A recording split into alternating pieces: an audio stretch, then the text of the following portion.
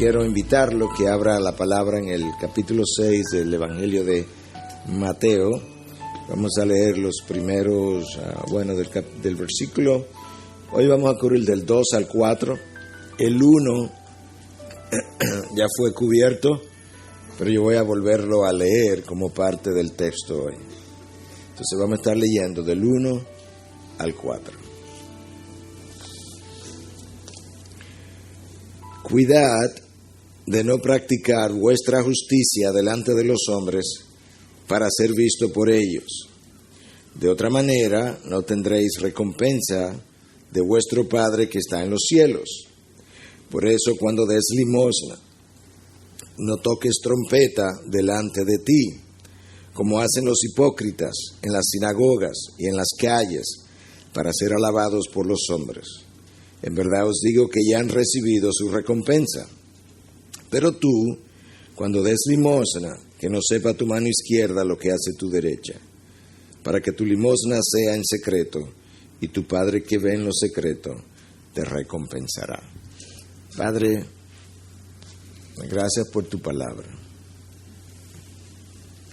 Pero en esta mañana, antes de predicarla a Dios, yo quiero presentarme una vez más en medio de la debilidad de la voz y pedirte que por amor a tu palabra, Dios, tú puedas sostener la voz durante la predicación, aun si fuera solamente por ese tiempo, Señor. Glorifícate en tu siervo en esta mañana. Haz lo que de otra manera no pudiéramos hacer. Queremos que tu pueblo pueda ser edificado por medio de tu palabra, pero tu palabra necesita ser oída, y necesita ser predicada para ser oída, y necesita una voz para ser predicada. Tú has elegido mi voz para esta mañana. Yo quiero pedirte que le toques, que la sostenga y que te glorifique a través de ella. En tu nombre, Jesús. Amén, amén. Bueno, la semana anterior habíamos estado exponiendo el versículo primero de Mateo 6.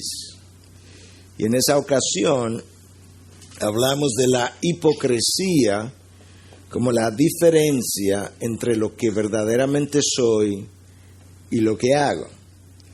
Y ese es el tema de preocupación del maestro en este momento. Porque él ha venido observando una serie de prácticas incongruentes con la palabra de Dios, pero incluso incongruente con la realidad del corazón de aquellos que las practicaban. Y él comenzó a hablarle entonces de esa hipocresía, de ese divorcio entre lo que su corazón realmente era y entre lo que sus hechos revelaban. Y él hace uso de varias ilustraciones de esas prácticas, pero una de ellas tenía que ver con el dar limosna a los necesitados. Y es increíble porque nosotros somos capaces de autoengañarnos hasta el punto que tomamos la ordenanza de Dios, la llevamos a la práctica, y al practicar lo que Dios ha ordenado, pecamos con su misma ordenanza. El ser humano es capaz de hacer eso y mucho más, cumplir con lo ordenado y pecar en el cumplimiento de lo que se nos ha ordenado. Y en esta ocasión lo que Cristo está tratando de hacer es precisamente ayudarle a ellos a entender mejor cómo es que han estado ayudando, dando en este caso, y cómo debieran estarlo haciendo. A Dios le importa lo que el hombre hace. A Dios no solamente le importa lo que el hombre hace, a Dios le importa la motivación por la que hacemos lo que hacemos. Cada cosa que nosotros hacemos es juzgada por Dios, de una u otra manera, buena o mala. Pero como Dios juzga, no es de acuerdo a cómo eso luce externamente, sino a lo que verdaderamente es internamente. La intención de la acción determina su valor. La intención de la acción determina el valor que Dios le da. Y lamentablemente estamos tan acostumbrados nosotros a engañarnos que nosotros somos capaces de convencernos a nosotros mismos que hemos hecho algo por una motivación. Podemos explicar la motivación, podemos escribir la motivación, cuando en realidad esa motivación nunca había estado en el corazón de la persona que la profesó. Somos capaces de hacer eso. De hecho, Santiago dice que nosotros incluso oramos con las motivaciones incorrectas. De manera que ahora ni siquiera Santiago se está refiriendo a aquellas cosas que hacemos con el otro. Santiago dice, no, aquellas cosas que Dios ha ordenado que hagamos con Él, como la oración, nosotros somos capaces de practicarlas con motivaciones erradas que resultan en una no respuesta a nuestras oraciones. No tenéis porque no pedís, pero cuando pedís, pedís con motivaciones erradas. Cristo comienza a hablar de 3 prácticas comunes a ellos. Una tenía que ver con el ayuno, una con la oración, y la primera tenía que ver con la ayuda a los necesitados. Para el judío, el dar limosna era algo extremadamente sublime. De hecho, ellos consideraban el dar limosna como la encarnación de la piedad, la encarnación de la justicia moral del hombre. E incluso habían llegado a valorar el dar en secreto. Uno de los dichos de los rabinos de esa época decía que el que da en secreto es mayor que Moisés. Imagínate cuánto ellos consideraban el dar como algo importante, porque Moisés para ellos era la figura máxima. Decía, el que da en secreto, dar en secreto es ser mayor que Moisés.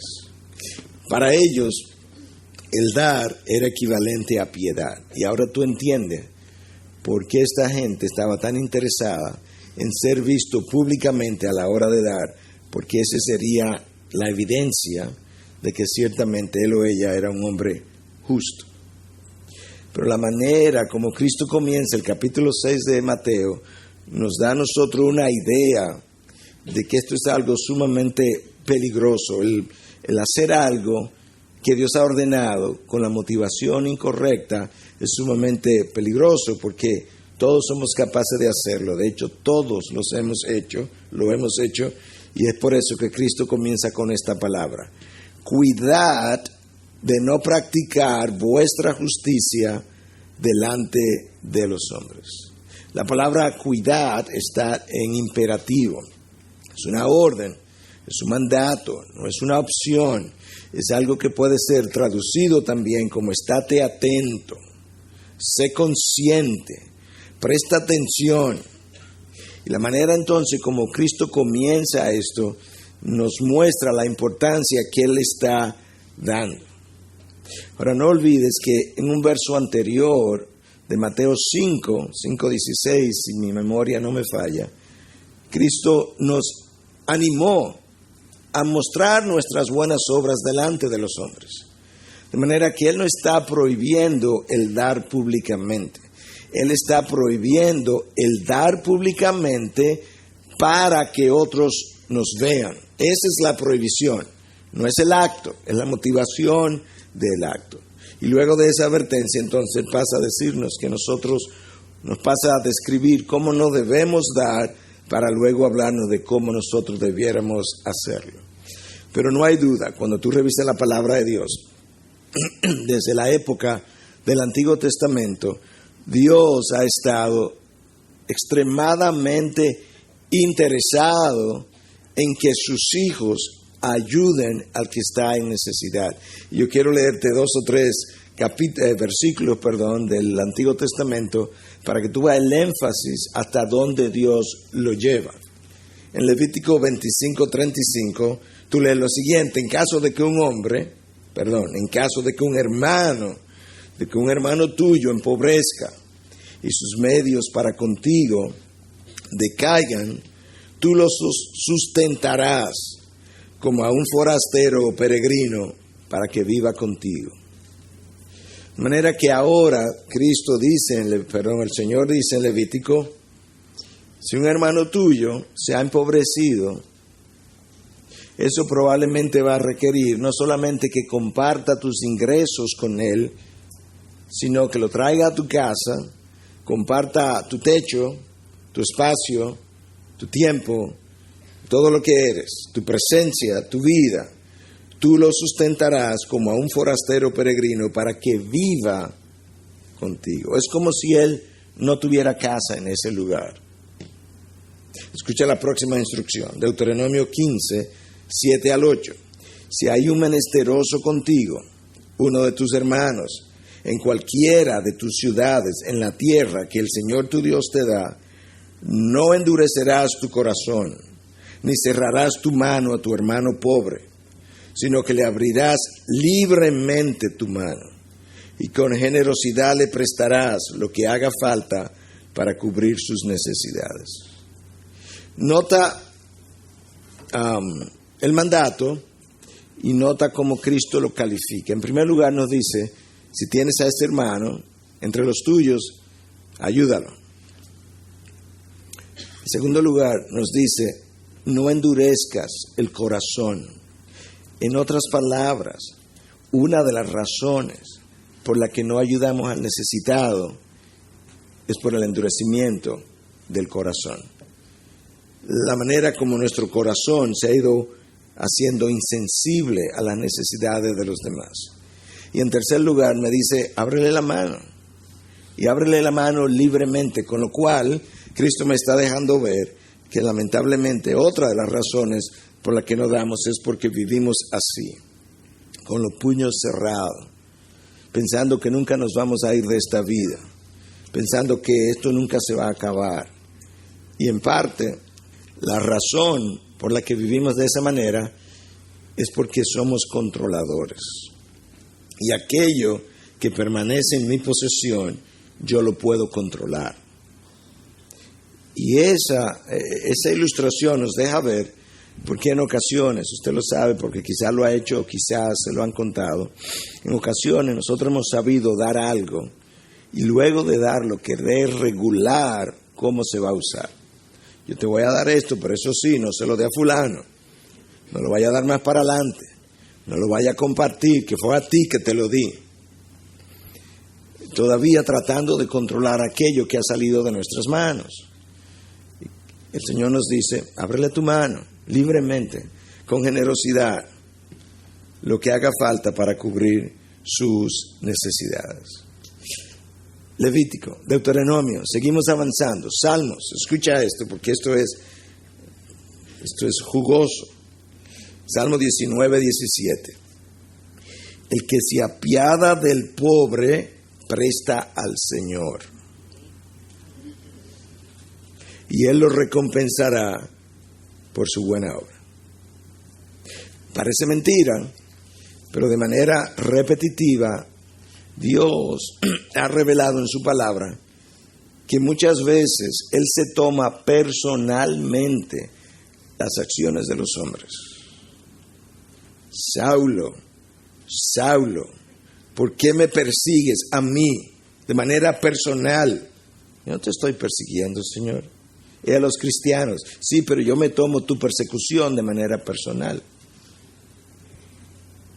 Obviamente ese no es un texto para hablar de necesidades, pero es un texto que nos ayuda a ver cómo verdaderamente Cristo se toma de manera personal muchas de nuestras acciones. Eso es consistente con estas otras palabras. Escucha ahora en Mateo 25 a partir del 44. Entonces ellos también responderán diciendo, Señor, ¿cuándo te vimos hambriento o sediento o como forastero o desnudo o enfermo o en la cárcel y no te servimos? Escucha cómo Cristo ha tomado esto de manera personal ahora. En verdad os digo que en cuanto no lo hiciste a uno de los más pequeños de estos, tampoco a mí me lo hiciste. De tal forma que lo que el salmista expresa es consistente con lo que Dios ha revelado. El que ayuda al pobre, el que se apiada del pobre, presta al Señor. No hay duda de que Dios tiene un interés en particular de cómo tú y yo vamos a vivir. Y tampoco hay duda de que nuestras acciones le importan. Tampoco hay duda, como ya lo dijimos, que nuestras intenciones le importan, pero le importan tanto que Él las personaliza y dice, cuando lo hiciste para unos de ellos, a mí me lo hiciste. Pero cuando no lo hiciste para unos de ellos, a mí tampoco me lo hiciste. En otras palabras, si tú no encuentras la motivación en esta persona para hacer lo correcto, entonces hazlo por mí, que lo compré, que lo redimí, que lo estoy preservando, que lo estoy formando a mi imagen, que le he dado mi espíritu.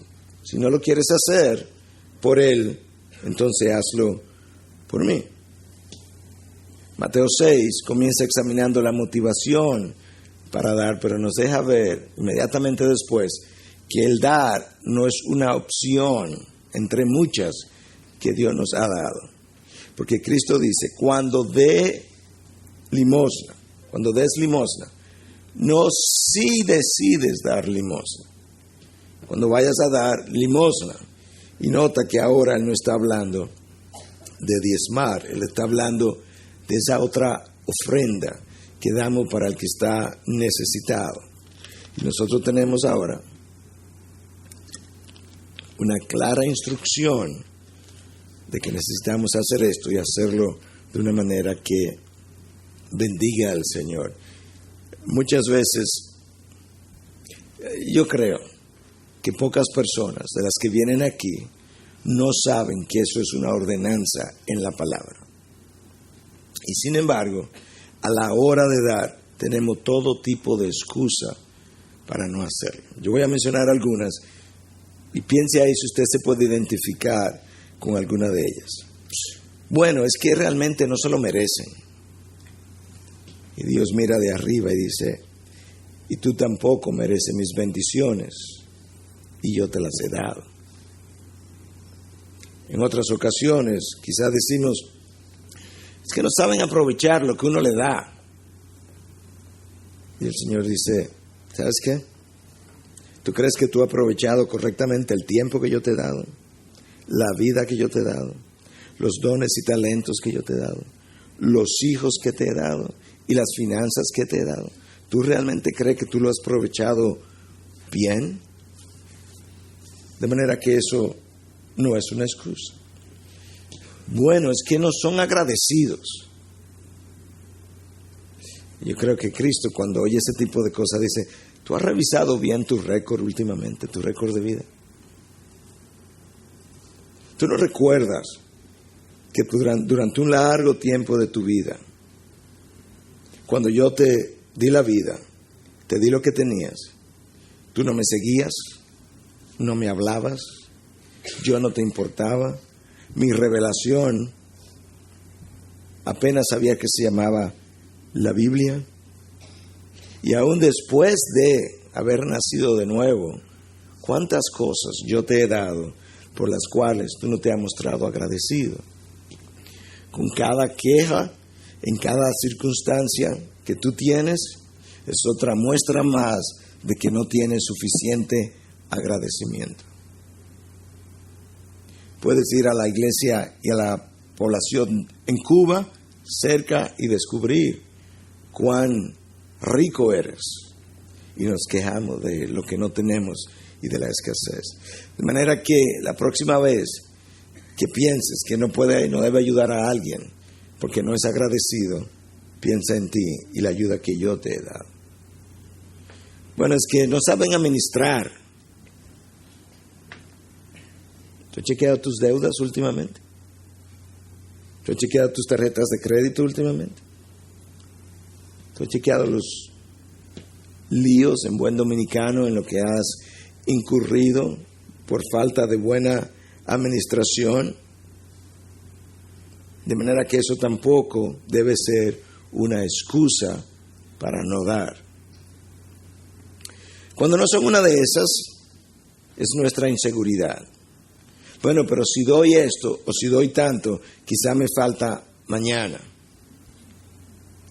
Y el Señor dice, ¿quién te ha sostenido hasta ahora? ¿Quién te ha dado lo que tienes? ¿Quién te sostuvo cuando naciste, cuando ni apenas sabía cómo comer? Yo no me olvidé de ti. ¿Por qué vives inseguro ahora de mi fidelidad, de mi provisión? ¿Por qué no sigues confiando en mí? Y otras veces no damos por nuestra forma egocéntrica de vivir, que ni siquiera nos percatamos de la necesidad del otro. Ni la he visto, pero no la quiero ver. Prefiero vivir un poco alejado de una realidad que me va a forzar a mí o a no dormir o a tener que hacer algo. No podemos olvidar, como hemos venido enfatizando en los últimos mensajes, nosotros tenemos una misión y es revelar las virtudes de aquel que nos llamó de las tinieblas a su luz. Y una de esas virtudes que Dios tiene es el dar, es el ser un dador ampliamente generoso. Y no ha habido una sola vez en la historia del hombre cuando Dios le haya dado al hombre algo motivado por lo que Dios vio en ese hombre. No lo ha habido ni lo va a haber. Dios nunca ha hecho nada que no sea motivado por su propio ser. Por tanto, cuando el mundo le odiaba, tanto amó Dios al mundo que le dio a su Hijo. No motivado por el amor del mundo, sino motivado por lo que Dios es. Dios es amor, Él ama. No tiene nada que ver con la condición del otro. Dios es un dador, Dios da. Y no tiene nada que ver con la condición del otro. Si Dios hubiese esperado que nosotros tuviéramos buenas intenciones y puras intenciones para Él darnos, todavía estuviéramos esperando.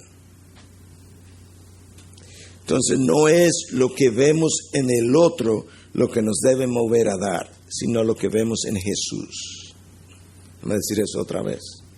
No es lo que vemos en el otro lo que nos debe mover a dar, sino lo que nosotros vemos en Jesús. Pastor, pero ha habido ocasiones en que Dios no ha dado. Se me ha oído predicar incluso acerca de eso, no hay duda de eso. Pero el sermón no es acerca de cuándo no dar, sino de cómo dar. De manera que tenemos que enfocarnos y hacer el énfasis en lo que el sermón está tratando, o la palabra de Dios está tratando de comunicarnos hoy. Esta gente quería dar, pero quería dar para conseguir la aprobación de los hombres. La verdad que es como difícil de entender por qué el ser humano está siempre tan preocupado con la aprobación del hombre por encima de la aprobación de Dios. Mentimos, por ejemplo, a veces, simplemente para lucir bien. ¿Ante quién? Ante los hombres. En vez de haber dicho la verdad para estar bien. ¿Ante quién? Ante Dios.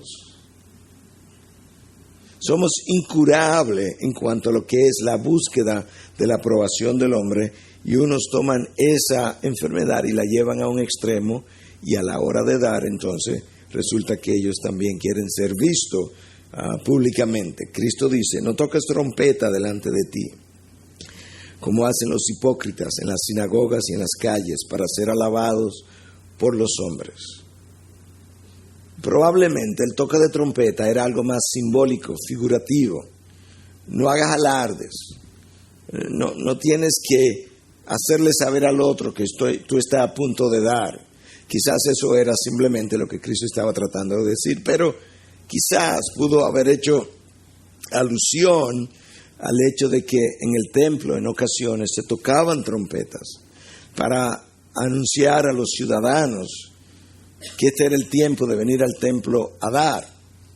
Y quizás Cristo está haciendo referencia al hecho de que muchos de ellos esperaban a que las trompetas sonaran para ir al templo, porque de esa manera la población sabría a qué ellos estaban yendo al templo. Quizás tiene que ver con eso, pero Cristo habla de que aquellos que dan de esa manera son hipócritas.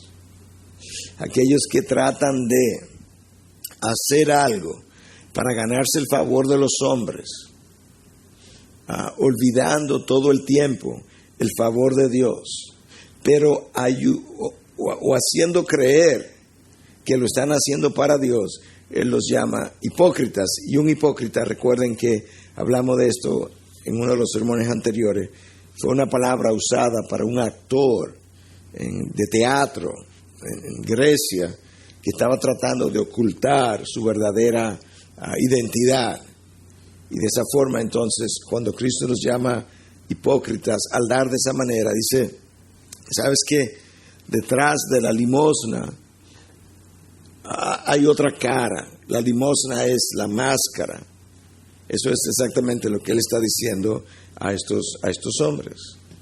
Para el fariseo, el dar era algo, como decíamos, extraordinario. Déjame leerte un par de pasajes de 2 libros deuterocanónicos que no son considerados inspirados por Dios. No lo tenemos en nuestras Biblias. La Biblia de Roma sí la tiene. Pero estos libros no inspirados, no infalibles, sí nos dan una idea de cómo pensó el hombre en ese momento entre el final del Antiguo Testamento y los primeros 100 años del Nuevo Testamento, cuando estos libros se escribieron. Tobías es uno de esos libros, 12:8. Una parte del versículo 8 dice, es mejor dar limosna que amontonar oro. Bueno, hasta ahí vamos bien. Es mejor dar limosna que acumular oro. La limosna libra de la muerte y purga todo pecado. Wow. Y Eclesiástico 3:14 dice, la limosna que se le da a un padre no se borrará, y como restitución por pecados arraigará firmemente. En el día de la aflicción se tendrá presente en tu crédito, borrará tus iniquidades como el calor la escarcha. Wow. Realmente esta gente creía que por dinero yo podía obtener el perdón de Dios. Eso es exactamente lo que irritó a Lutero, cuando Lutero se encuentra con la venta de las indulgencias, porque Roma estaba vendiendo el perdón de pecados por dinero y usando el dinero dado para perdón de pecado para construir la Basílica de San Pedro. Y eso es lo que irrita a Lutero. Los mercaderes del Evangelio de la Prosperidad no tienen ninguna diferencia con esas prácticas. Porque hoy en día se paran frente a una cámara de televisión y le ofrecen bendiciones al creyente a cambio de dinero. Me contaba alguien muy cercano a mí, hace unos días atrás, que él estaba viendo uno de estos programas y estaba bien chocado por lo que estaba ocurriendo y oyendo. Pero en un momento alguien está pidiendo una petición para que oren por ella y luego hace una ofrenda, porque la oración que ellos van a hacer es a cambio de esta ofrenda. Y ella ofreció una pequeña cantidad de dinero. La persona me dijo cuánto era, pero yo no recuerdo, pero era muy pequeña. Y enfrente de la cámara, este hombre fue capaz de decir, señora, pero eso no da ni para un Padre Nuestro.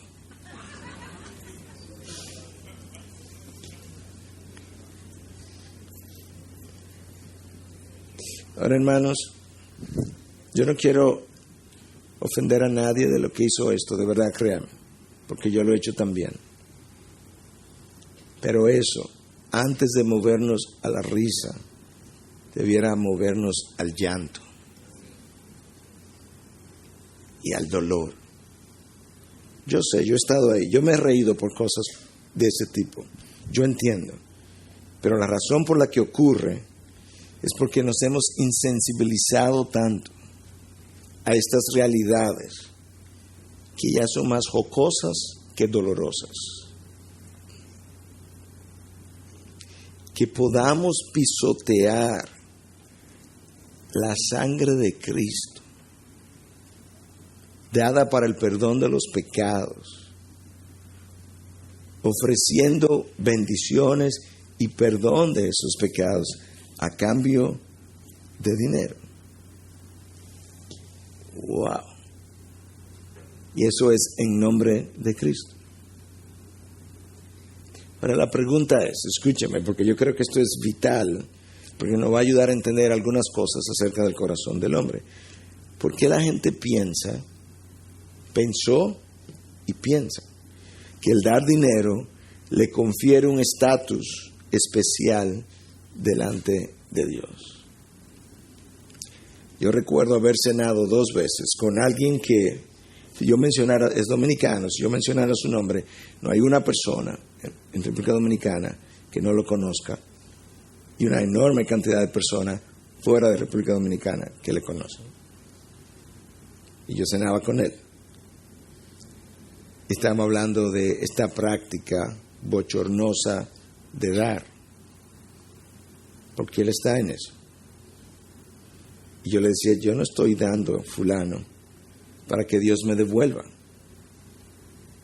Y sin pensarlo 2 veces me dijo, eran casi las 12 de la noche, teníamos desde las 9, 8:30 discutiendo, si tú no das para que Dios te devuelva, entonces ¿para qué tú das? Y fulano, no tenemos más nada que hablar. Mi conversación ha terminado. Y dije 3 cosas más. Y terminamos. Ya no había más nada que decir. En otras palabras, él estaba tratando de comunicarme que él da, que la única razón para dar es que Dios nos devuelva. Como si Dios fuera un banco donde nosotros invertimos. ¿Por qué la gente piensa entonces que el dar dinero te confiere un estatus especial delante de Dios?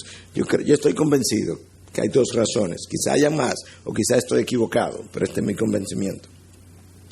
Salmo 50:21 nos da una idea. Dice, pensaste que yo era tal como tú. Yo creo que ahí está la razón número 1. Como el dinero es tan importante para nosotros, a la hora de relacionarnos con Dios, nosotros pensamos que el dinero es de igual importancia para Dios, porque hemos pensado que Dios es tal como nosotros. Pensaste que yo era tal como tú. Pensaste que a mí me mueve lo que a ti te mueve. Pensaste que yo pienso como tú piensas. Y como nosotros estamos siempre, el ser humano, me estoy refiriendo, tan dispuestos a dar dinero, o mejor dicho, estamos siempre tan dispuestos a hacer muchas cosas por dinero, nosotros pensamos que Dios también está dispuesto a hacer tantas otras cosas por ese dinero. Y así lo pensamos. Así humanizamos a Dios. Así pensamos acerca de Dios. Razón número 1, nuestro concepto de Dios es humano, es humanizante. No es divino, es terrenal, es de aquí abajo. Bueno, si yo estoy dispuesto a hacer esto por dinero, como yo pienso que Dios es tal como yo, Dios lo va a hacer por dinero y me va a conferir un estatus especial. En segundo lugar, nosotros no podemos olvidar que el dinero realmente es un ídolo. Y nosotros le hemos dado un estatus al dinero que nos convierte a nosotros en idólatras. Ok, entonces escucha ahora. La gente que prefiere orarle a un intermediario antes que a Dios, ha tomado ese intermediario y lo ha vuelto un ídolo. De manera, y cuando le preguntamos, porque lo he hecho múltiples veces, ¿por qué prefieres orarle a este intermediario y no directamente a Dios? La respuesta es, no, porque Él puede conseguir cosas que yo no puedo conseguir. De manera que nosotros realmente creemos que los intermediarios pueden conseguirme un favor de parte de Dios que yo no pudiera alcanzar. El dinero es uno de esos ídolos, es uno de esos intermediarios. Y pensamos que este otro ídolo también me puede conseguir un favor con Dios que de otra manera yo no lo pudiera alcanzar. Claro que nosotros no lo pensamos así, no lo explicamos así, no lo razonamos así, pero es así. Los ídolos para el hombre consiguen cosas ante Dios que él no podría conseguir de otra manera. El dinero es un ídolo, el dinero es un Dios. Cristo dijo que el dinero era un ídolo, aunque lo dijo con otras palabras, pero lo dijo. No podéis servir a dos señores, porque o aborrecerá a uno y amará al otro, o se apegará a uno y despreciará al otro. No podéis servir a Dios y a las riquezas. Pero cuando Cristo dice no podéis servir a dos señores, en el contexto de la conversación, nada más hay dos señores. ¿Y cuáles son los nombres de esos dos señores? Cristo, que es Dios, y el otro señor, ¿cuál es? El dinero. Y Cristo dice, cuando me amas a mí, no le da mucha importancia el dinero. Cuando amas el dinero, no me da mucha importancia a mí. No nos puede amar juntos. Yo no necesito tener mucho dinero y ser rico para amar el dinero. Y al mismo tiempo, puedo tener mucho y no amar el dinero. Ahí están los ejemplos bíblicos. Pero lamentablemente, el dinero compite con Dios. Escuchemos las palabras de Pablo a Timoteo. Los que se quieren enriquecer caen en todo tipo de tentación y lazo. Yo puedo ser muy pobre y tener esa enfermedad de amar el dinero. De hecho, la advertencia es para los que se quieren enriquecer. Eso no dice que la enfermedad no puede ser parte de todos los estratos sociales, sino que Pablo está tratando de comunicarle a Timoteo, no es cuánto tengo que revela la enfermedad, es lo que quiero, lo que revela la enfermedad. Y una de esas cosas es el querer enriquecerme. Sabemos que Dios puede dar la riqueza, pero no tenemos que quererla. Tenemos que hacer lo que nos toca hacer y Dios bendecirá con mucho o con poco conforme a su llamado para cada uno de nosotros. Entonces ya vemos cómo no podemos dar, cómo no debemos dar. Ya vimos las excusas por las que no damos. Ahora estamos viendo por qué el hombre piensa que el dinero le puede conferir un estatus especial delante de Dios. Preguntémonos ahora, antes que mi voz se acabe de ir, ¿cuáles son algunas de las razones por las que damos incorrectamente? Que probablemente quizá no anunciamos con trompetas que estamos dando, pero ¿cuáles son algunas de las razones por las que a veces la gente da? Bueno, a veces un sentido de culpa. Pasaron el plato, la persona de aquí está dando, la persona de aquí está dando. Dame yo dar porque ¿qué van a decir? Entonces un sentido de falsa culpa porque ni siquiera es real la culpa. La culpa real es aquella que Dios promueve en mi conciencia y me habla a mí a través de la voz de la conciencia. Aquí lo que me ha movido es la apariencia. ¿Qué voy a aparentar? Déjame dar porque ¿qué voy a aparentar? Y Cristo dice, no, esa no es una razón. A veces damos por el sentido del deber. No es que queremos, no es que amamos dar, pero hay que dar. Eso es un deber. Bueno, eso es mejor que no dar, porque es por lo menos responsable, pero no es lo que Dios anda buscando. Porque cuando doy por deber, no me estoy dando a mí mismo, simplemente estoy dando del bolsillo. Otra vez damos por obligación. Hasta una esposa a veces nos empuja y nos dice y nos presiona, y bajo esa obligación terminamos dando. Pero de nuevo, esa no es la manera como Dios se complace al ver nuestras dádivas. Escucha cómo la palabra dice que Dios tiene en su corazón, permítame ilustrarlo de esta manera, un rinconcito especial para aquellos que dan alegremente. Aquellos que cuando encuentran una oportunidad para dar, se alegran. que cuando se le habla del diezmo no lo sienten pesado. Que cuando pasan una alcancía no dice, yo no sé para qué es esto, sino, wow, qué bueno, otra oportunidad para dar algo. Dios ama al dador alegre. Dios ama al dador, pero no todo tipo, según lo que la palabra dice. Al dador alegre. El dador por culpa, aquí no se registra eso. El dador por obligación, aquí tampoco se registra. El dador por deber, eso no tiene mérito aquí arriba. Mérito tiene aquel que quiere siempre encontrar una oportunidad para dar algo. Quizá no puede dar mucho, pero lo que pueda, y se alegra.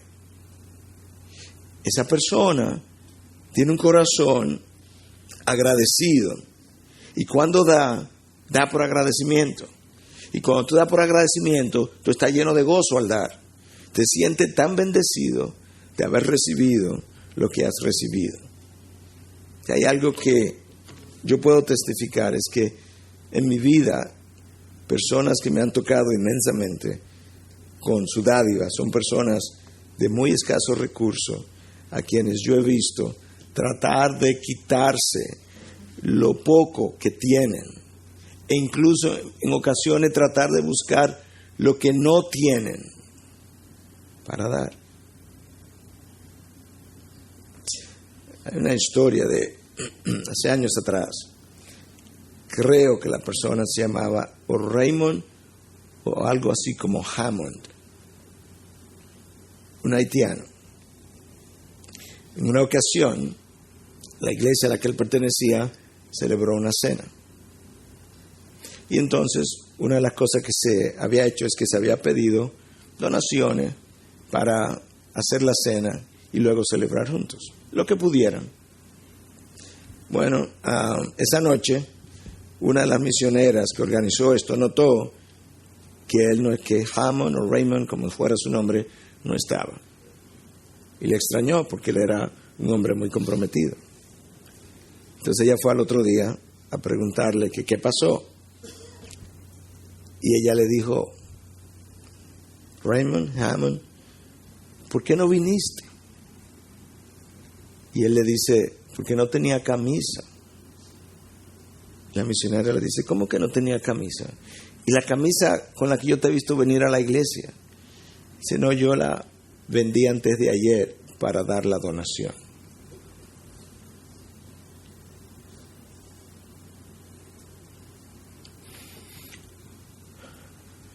¿Te das cuenta? Lo que es un corazón dadivoso, generoso, alegre al dar. Da hasta que duele, da hasta que no tiene. Y considera que la sangre dada en la cruz no tiene punto de comparación a la hora de dar. Y por eso da por agradecimiento. Da porque tiene su corazón en el lugar correcto. ¿En qué otro reino tú tienes garantía de que tu inversión producirá intereses por la eternidad? Solamente hay un lugar donde tú puedes hacer eso, el reino de los cielos. La bolsa de valores de los cielos nunca ha cambiado. Su peso nunca se ha devaluado. Nunca ha estado en riesgo. Pueden venir, tsunamis van, tsunamis vienen, y la bolsa de valores del reino de los cielos se mantiene estable. Nosotros no nos vamos a pasar la vida aquí para construir este reino aquí. Cristo nos habla de poner nuestro tesoro en el reino de los cielos, porque donde está mi tesoro, ahí va a estar mi corazón. Y muchas veces la preocupación principal es por tener el tesoro aquí. Y Cristo dice, ¿para qué? Cuando llegues al reino de los cielos, no va a tener muchas cosas. No va a haber tesoro que te siga. Lo va a haber dejado atrás. Y perdiste la oportunidad de invertir para el resto de la eternidad por invertir en un lugar donde te daban 40, 50 años de beneficio. Cristo quiere, por otro lado, que yo dé por compasión. Cristo andaba predicando, la gente venía donde Cristo por todo tipo de motivos egoístas, pero recuerda, no era por Cristo que venía. Él se los dijo. En un momento dado, él vio a las multitudes y dice, déjeme decirle una cosa, ustedes no me engañan, yo sé que ustedes están aquí porque yo les di pan ayer. ¿Usted se acuerda de ese pasaje? Porque ustedes se llenaron el estómago ayer, se lo dice a sí mismo. Pero ayer yo no se los di porque ustedes tenían buenas intenciones. Porque yo conocía la intención cuando se lo di, la de ayer y la de hoy. Yo se lo di porque yo soy un dador. Y dadores dan. Y el dar del dador muchas veces comienza a cambiar el corazón del receptor, de aquel que recibe, de aquel que no conoce a Dios. Necesitamos compasión, pero Cristo nos ha dicho, recuerda, que nosotros tenemos que reflejar sus virtudes. Y la compasión es una de ellas. Lo que necesito es más compasión a la vez para poder dar de esa manera. Cristo le recuerda a esta gente que estaba oyendo sus palabras, cuando vosotros dais para ser visto, ya han recibido su recompensa.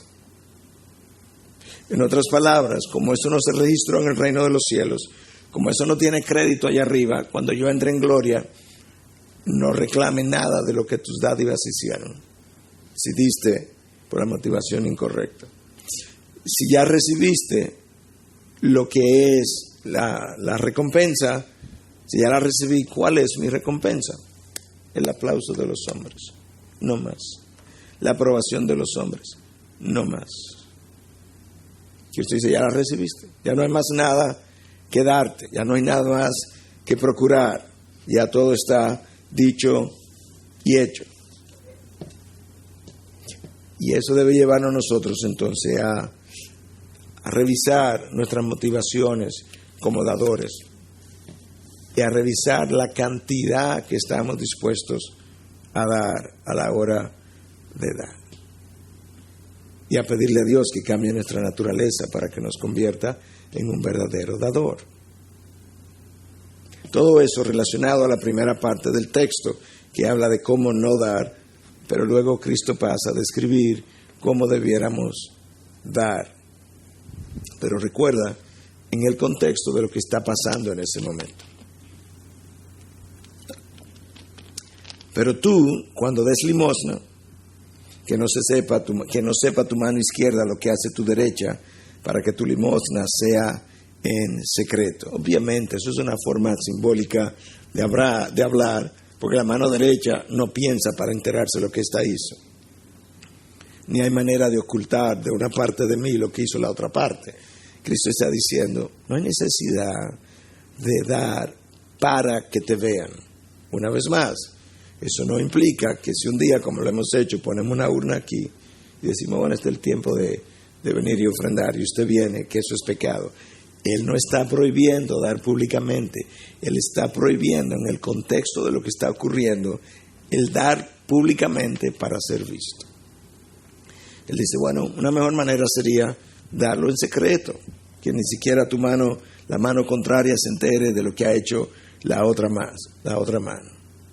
Entonces dice, para que tu limosna sea en secreto y tu Padre que ve en lo secreto te recompensará. La otra ya fue recompensada. Aquí en la tierra, el aplauso de los hombres, ya recibió la recompensa. Esta que tiene la motivación correcta será mejor recompensada en el futuro. El Padre que ve lo que tú haces en secreto será quien terminará recompensándote. La palabra de Dios conoce nuestro corazón y la palabra de Dios sabe que nosotros muchas veces hemos creído que Dios es tal como nosotros somos. ¿Y qué ocurre? Nosotros hacemos promesas que no cumplimos. Nosotros hacemos ofertas que luego no otorgamos. Y por eso Dios entonces se ha preocupado de reiterativamente recordarnos no solamente de su fidelidad, sino de recordarnos que Él jamás va a olvidar lo que hacemos aquí debajo. Y es por eso que entonces Él dice en un momento dado, en 1 Corintios 15, vuestra labor no es en vano. Ahora me dice, da en secreto para que tu limosna sea en secreto y tu Padre que ve en secreto te recompensará. Nos recuerda que Dios va a recordar lo que he hecho. El autor de Hebreos, otra vez, escucha al autor de Hebreos 6:10, Dios hablando por medio de él, porque Dios no es injusto como para olvidarse de vuestra obra y del amor que habéis mostrado hacia su nombre, habiendo servido y sirviendo aún a los santos. El autor de Hebreos está diciendo, recuerda, Dios no es injusto. En otras palabras, si Dios te ordenara dar y te promete recompensar y no lo hace, sería injusto. Dios no es injusto para olvidarse de vuestra obra. Tú no lo haces por la recompensa, pero Él te quiere recordar que Dios no es injusto para recompensarte porque Él lo ha prometido. Y mira que más Dios no va a olvidar. Y del amor que habéis mostrado hacia su nombre. Escucha ahora, porque ya hablamos de esto, pero yo quiero volverlo a traer desde otro ángulo, habiendo servido y sirviendo aún a los santos. ¿De qué manera yo mostré amor al nombre de Cristo, de acuerdo a ese texto? Sirviendo a otros, habiendo servido y habiendo servido a los santos. Cuando hiciste eso, serviste por amor a mi nombre. Cuando hiciste esto a uno de estos más pequeños, a mí me lo hiciste. Cuando no lo hiciste, a mí no me lo hiciste. Dios se toma de manera personal las acciones buenas hechas a favor de los demás y sobre todo de los santos, y se toma de manera personal las acciones no hechas a los demás y sobre todo cuando no son hechas a los santos. Una vez más, Dios no es injusto para olvidarse de vuestra obra y del amor que habéis mostrado hacia su nombre, habiendo servido y sirviendo aún a los santos. Hermanos, la razón para dar no está en el otro, está en el amor que profesamos por el nombre de Dios. No está en el otro, hermano. Bueno, pastor, y si la persona es irresponsable, en otro sermón que hable de eso, hablamos de eso. Este no es ese sermón. Este sermón es de cómo dar, cómo motivar a dar y cuál es la razón para dar. Es la fidelidad del recompensador donde está nuestra esperanza. El hecho de que quien me va a recompensar es Dios debe animarme. ¿Por qué? Bueno, porque Dios es fiel. Bueno, porque Dios no olvida lo que ha prometido. Bueno, porque como Dios es Dios, cada cosa que Dios hace es lo mejor que se puede hacer. Cuando Dios termine de recompensarme, Él me habrá dado la mejor recompensa que se puede obtener en el universo. ¿Por qué? Porque viene de Dios. Y ya Él mostró que eso es verdad, porque cuando Él tuvo que comprarme, me compró con la mejor sangre que Él podía obtener, la sangre de su Hijo. Y de esa misma manera, cuando Él tenga que recompensarme, Él me recompensará con lo mejor que podrá haber en todo el universo. ¿Recuerda el texto de hace un rato de Levítico, cuando hablaba de que si tu hermano empobrece, que cuides de él y te lo lleve incluso para tu casa? Eso es exactamente lo que Dios va a hacer con nosotros. Yo decía que Dios te está pidiendo en esos casos que comparta tu techo, tu espacio, tu vida, tu tiempo,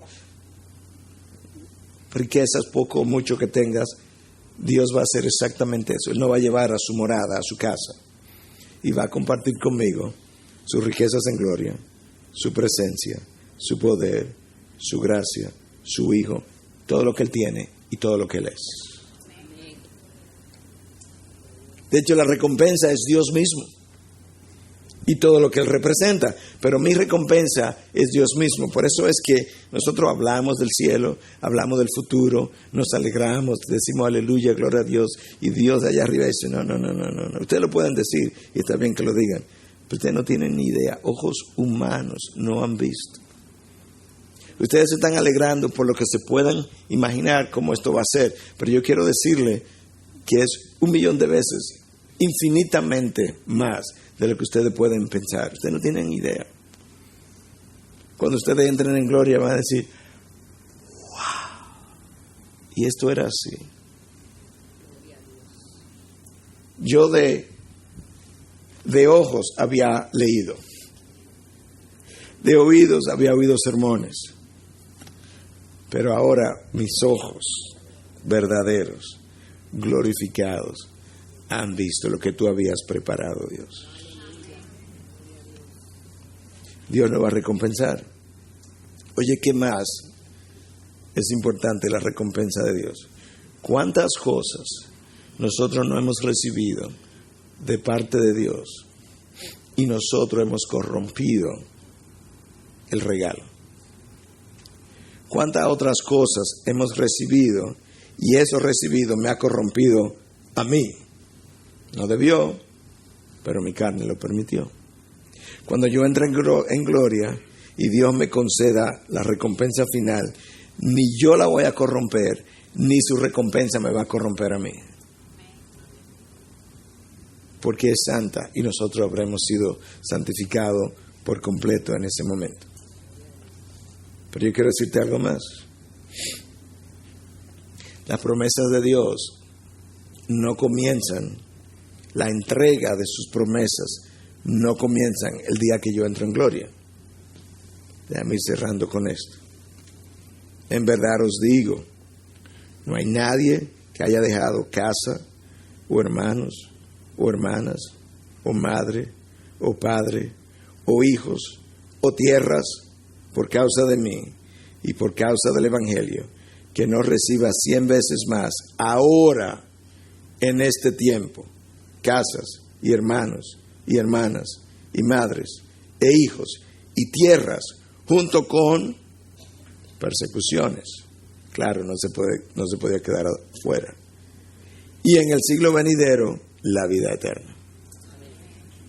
Cristo está diciendo, cuando tú dejas madre, padre, hijo, cuando tú dejas lo mejor que tú tienes, porque es necesario, porque yo te haya llamado a hacerlo, por causa del Evangelio, por causa de mi nombre, yo te prometo que voy a comenzar a recompensar tu sacrificio antes de que mueras, porque voy a comenzar a recompensarte en esta tierra, en este tiempo, en este siglo. Pero quiero recordarte que tu mejor recompensa será en el siglo venidero, cuando recibas el cumplimiento de la vida eterna. De manera que ahora nosotros tenemos la motivación clara para dar. Debemos dar, en primer lugar, no por lo que vemos en el otro, sino lo que vemos en Jesús.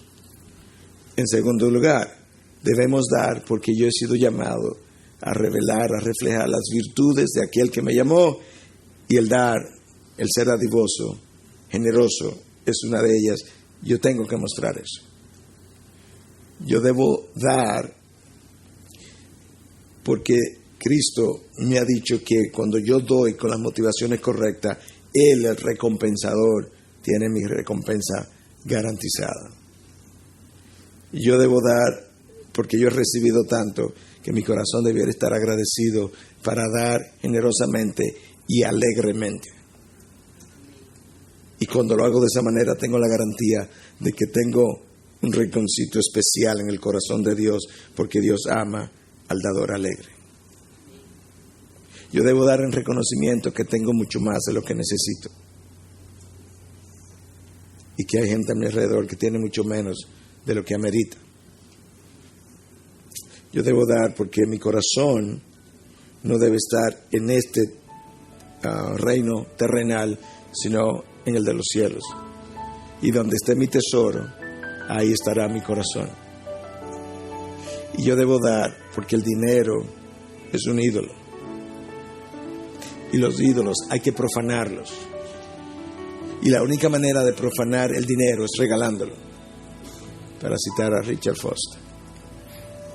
El dinero es un ídolo y hay que profanarlo. Y la única manera de profanar el dinero es regalándolo. Integridad y Sabiduría es una producción que llega hasta ustedes gracias a los aportes de individuos y empresas comprometidos con la defensa de la fe.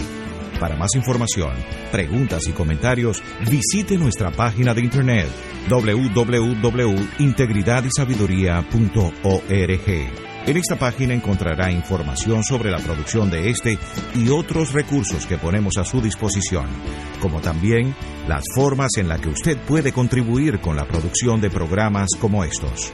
Les invitamos nuevamente a visitar nuestra página de internet www.integridadysabiduría.org. Será hasta la próxima, cuando nos reencontremos con Integridad y Sabiduría.